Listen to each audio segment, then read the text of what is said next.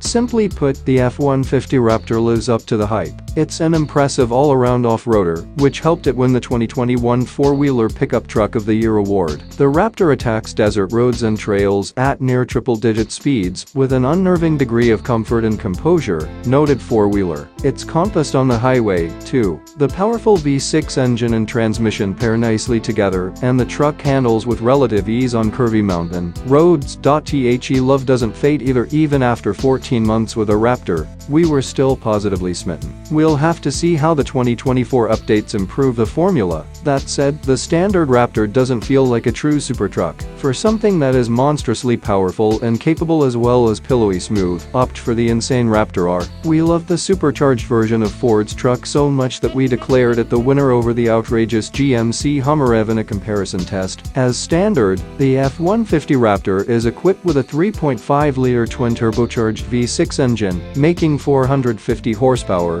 and 510 pounds-foot of torque. It's connected to a 10-speed automatic transmission and 4WD. In Motor Trend testing, the regular Raptor accelerated from 0 to 60 miles per hour in 5.6 seconds. Expect fuel economy to come in at about 14 to 15/16 to 18 miles per gallon city highway. Once the Ram TRX hit the scene, a new battle for the king of the super trucks was about to begin. It took a few years, but Ford finally brought the fight to its crosstown rival. With the F-150 Raptor R, Ford's entry came out victorious in a comparison test. Like the TRX, the Raptor R uses a supercharged V8. Whereas Ram borrows its engine from the Dodge Hellcat, Ford's engine is derived from the supercar rivaling Mustang GT500. This blown 5.5-liter mill cranked out 700 horsepower and 640 pounds-foot of torque for the 2023 model year. Ford has not yet confirmed the R's output for 2024, but we think the automaker might up the ante this year.